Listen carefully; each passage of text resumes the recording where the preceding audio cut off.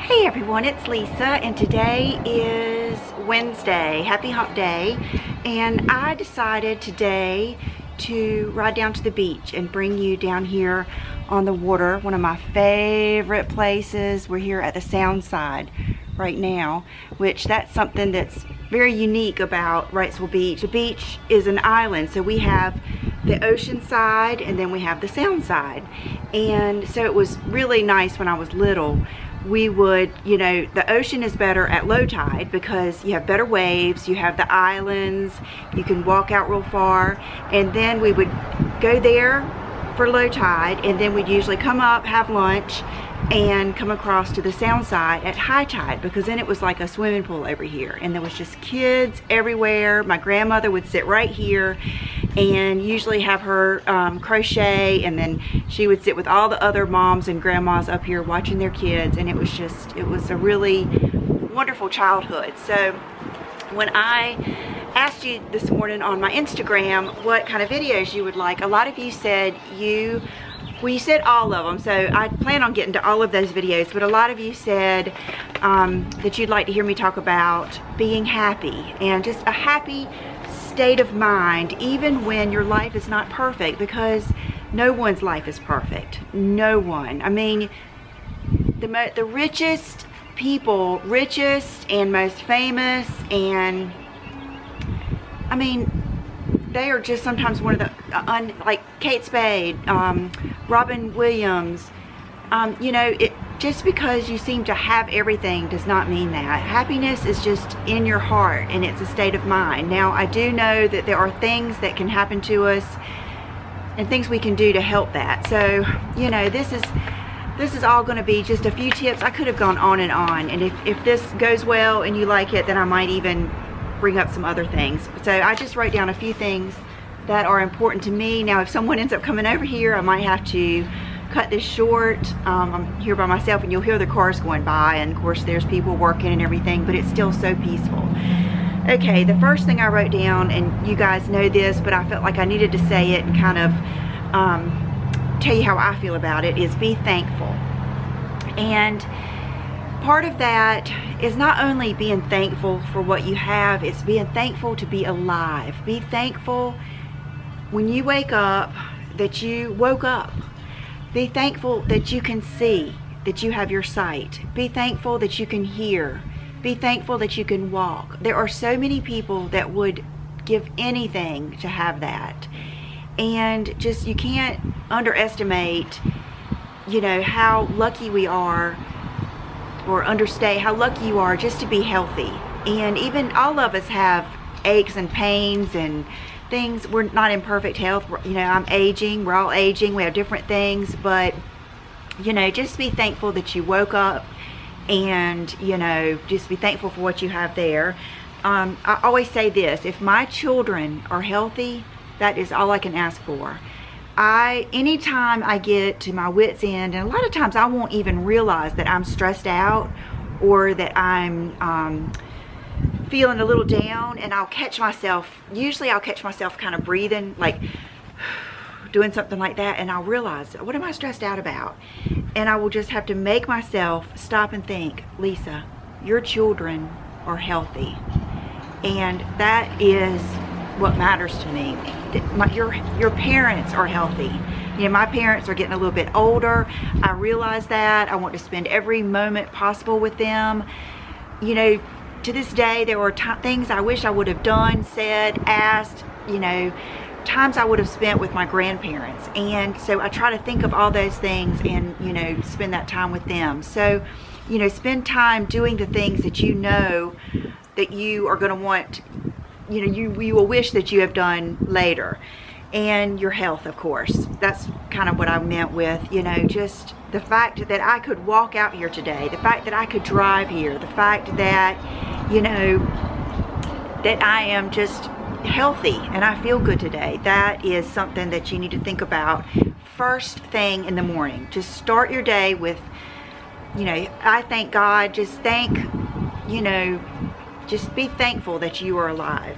Okay, the next thing I wrote is, and this is kind of just notes, I wrote down, identify exactly what is making you unhappy or irritated and fix it, or try to fix it, or accept it. And this can be from the most minute thing. Like this morning, I thought about this when I had made up the bed, and I was kind of in a hurry. They were finally getting a new roof from the hurricane. The roofers have been so busy. This is how far in line we were. And so I was rushing around. They were there delivering the shingles, you know, all this stuff. And so I made the bed real quick. And every time I walked by the bed, I had not tucked in the sheet down into the, you know, the board that runs along the base of the bed. And, you know, the first time I saw it, I thought, oh, you know, I'm just not gonna worry about it.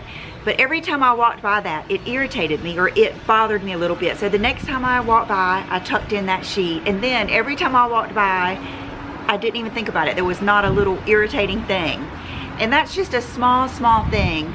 But even those little things can build up throughout your day. So what I try to do is, anytime I recognize something that's making me irritated, in the least little bit, I try to fix it. Maybe it's that your kitchen table is messy and you need to wipe it down and, you know, make it pretty again or something, and you feel like you don't have time. 9 times out of 10, we do have time. It doesn't take that much time, and, you know, you can do it. The laundry that you may see, you know, piling up, you know, this is what I do. If I see the laundry piling up, what I'll do is, if I don't have time, I'll at least separate it into my piles. And then the next time I have a minute, I might throw something in the washer and dryer. You know, just accomplishing that little bit makes me happy. And so, and then you could go onto a bigger scale. You know, what is it that is making me unhappy?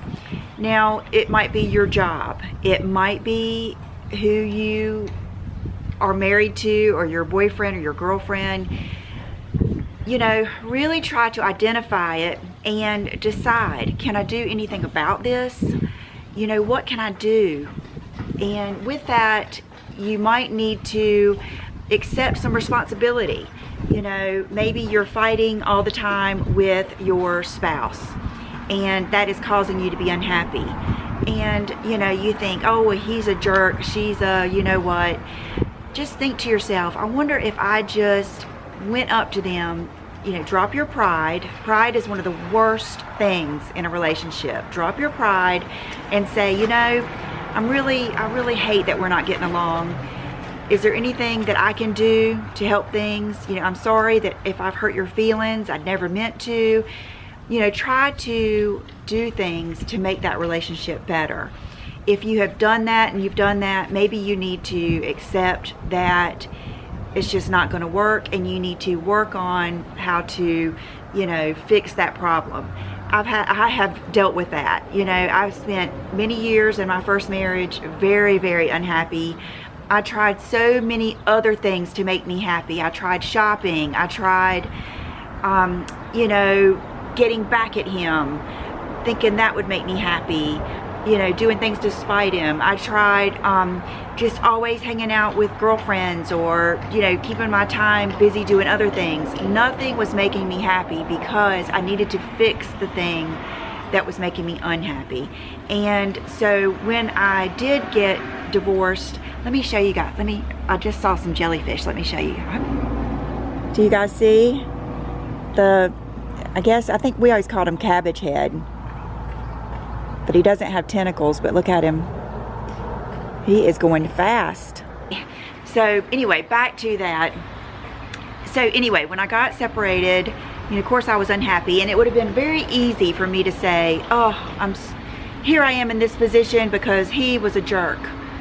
He, you know, he ended our marriage or whatever. But really, the more I took time to self-reflect, I realized, one, he was that way when you met him. You should have never married him.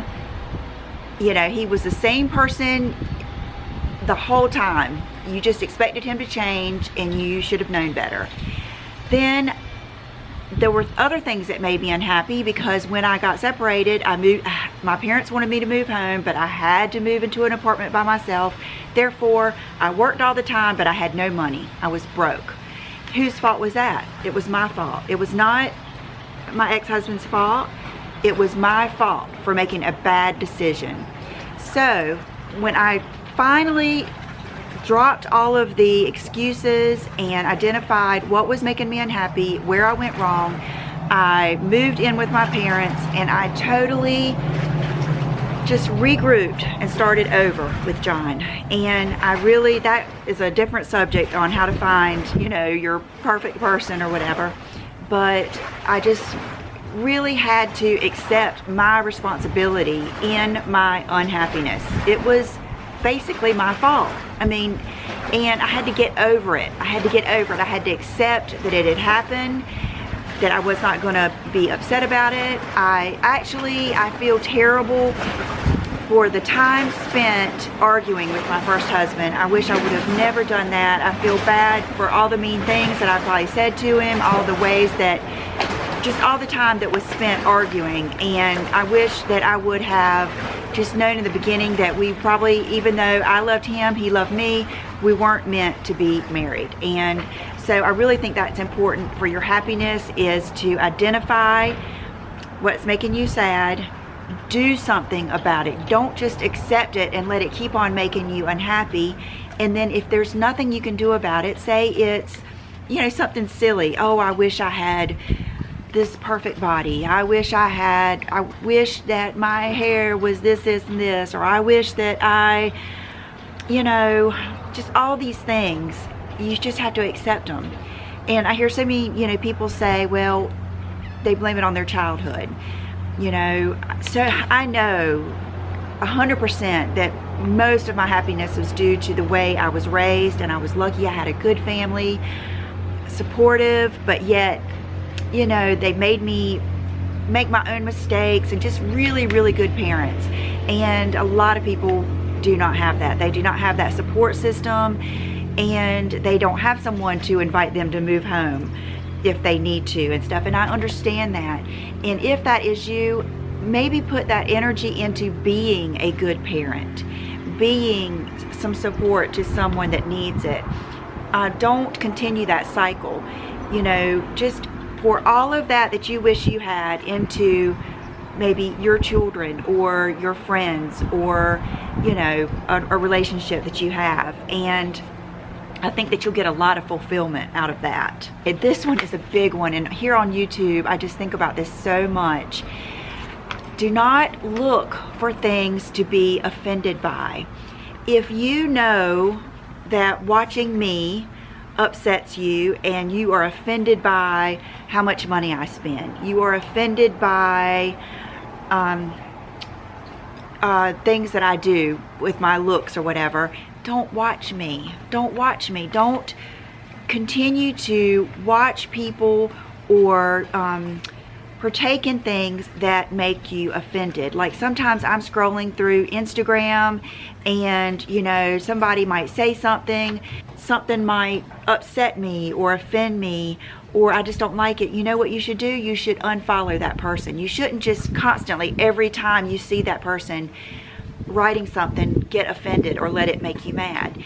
If watching the news makes you upset, stop watching the news for a little while, because that will make you unhappy. I promise. I have experienced that.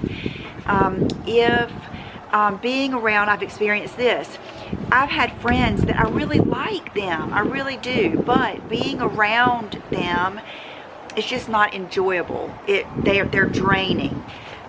Maybe I don't know, maybe just something about them just makes you unhappy. It just makes you unhappy as a person.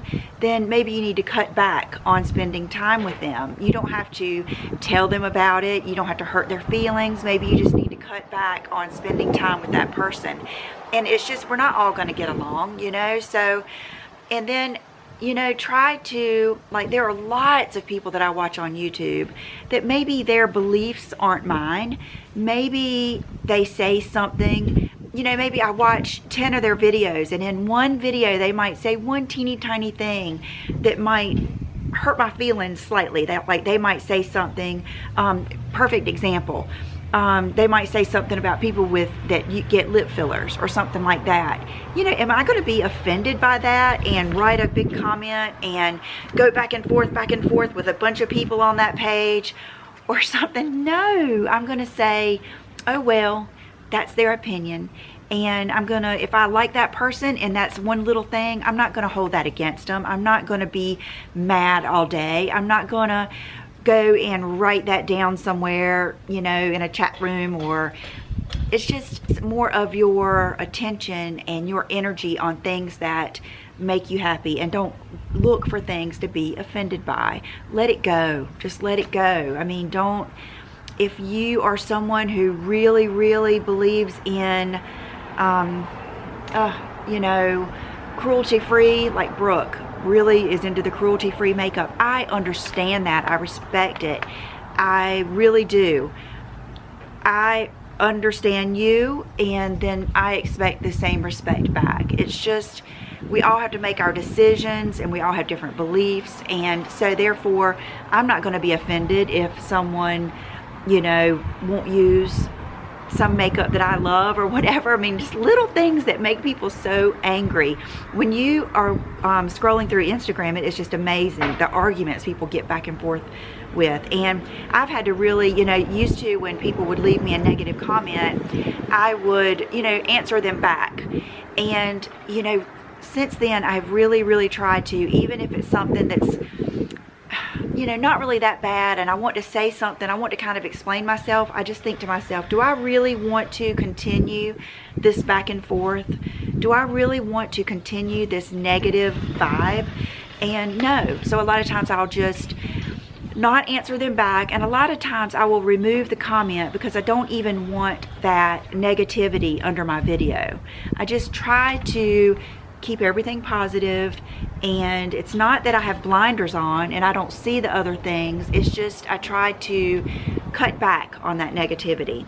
So, you know, just try to not be offended if somebody says one little thing. If people say, oh, I mean, people have gotten offended so much by things I have said, and it'll make you just not want to talk. You know, there'll be somebody offended by something I say today, and you have to just understand my intentions are good, and, you know, kind of just let that go.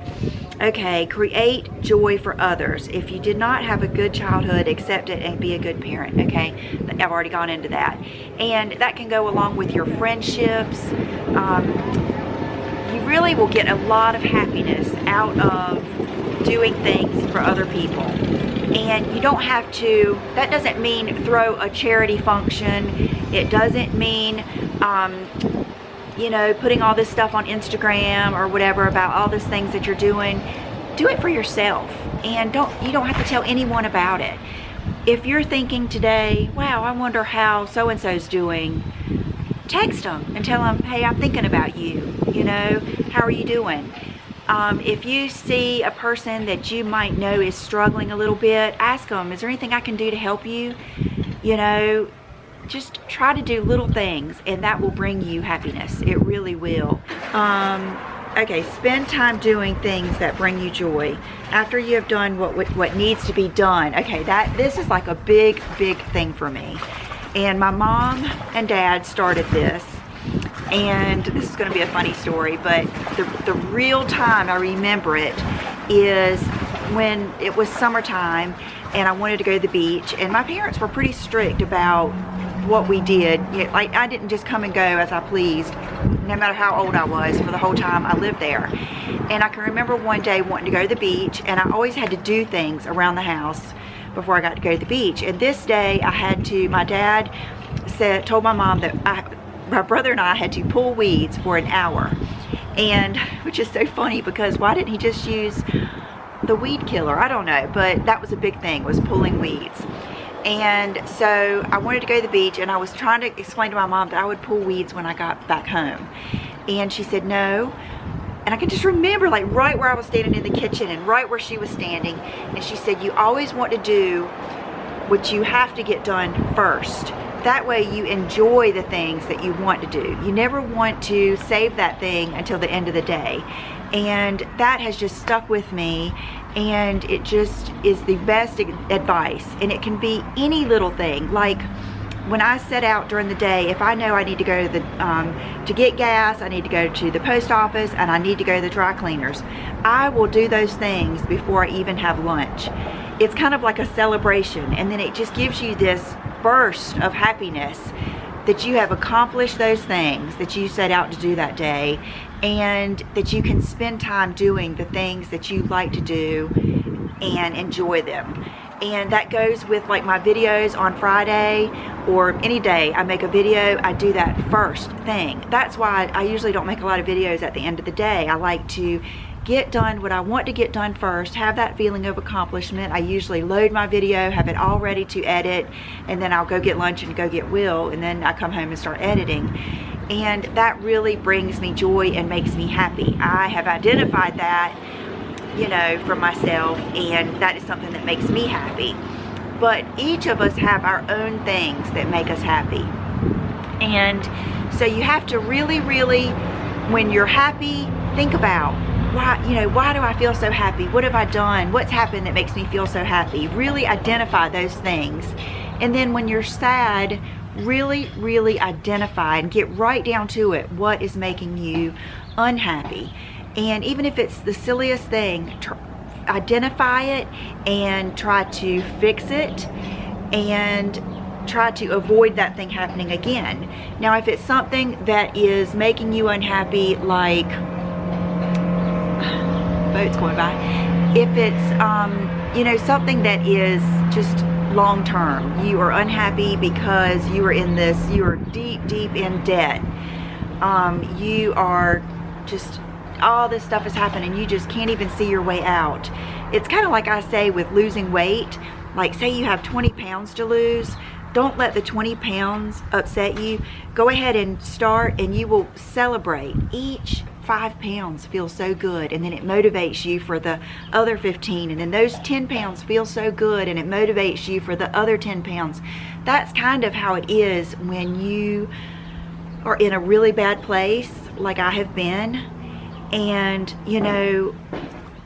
say like when I got out of that situation, that was a step. Then I got a new job, that was a step. Then even when I moved out, that was kind of like a wrong step. I should have gone this way and I went that way. Well, I had to identify, what's making me unhappy, and I had to fix it.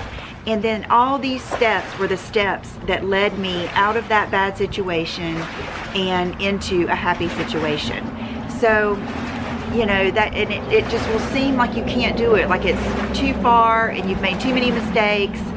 A lot of times I'll listen to Dave Ramsey, the money guy, on his it's the Sirius channel, and I don't have that situation, but I even enjoy his advice, and I love how he tells people, take all your bills and start paying off the smallest ones first, because that motivates you so much and it gives you that sense of accomplishment. That's kind of how I tackle my day and my issues that I have. I just chip away until you get to the point, and then you really kind of marinate in that happiness, and you are so thankful for that happiness, and you look back and you will never do those steps again. And so that is something that I really believe in. And one thing I wanted to say too, and I thought about this as I was writing this list, when I went through my divorce and some of the most unhappy times of my life, there wasn't social media. And so a big mistake I would make is I would still go to the same places where I knew either he would be or people in his, our group. And, that was miserable. I would come home crying, and it would be hurt even more. And so I had to just totally remove myself from that situation. And I think that that's something that people do now. And I notice even Brooke, if she has a couple of bad days, she will take the Instagram app right off of her phone. And I love that, because she takes time away from things that are making her sad or feel less than. And I'm retying my shoes. I've got these espadrilles on.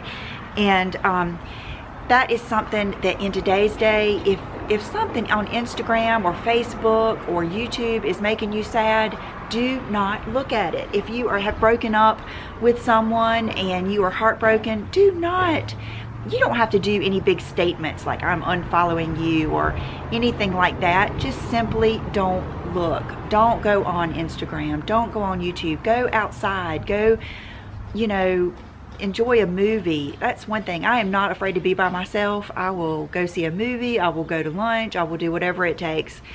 And I think the happier you are, the more time you will spend by yourself. But so anyway, I hope that those few tips help. Okay, thank you guys for watching. I hope you enjoyed it, and I will see you real soon. Bye-bye.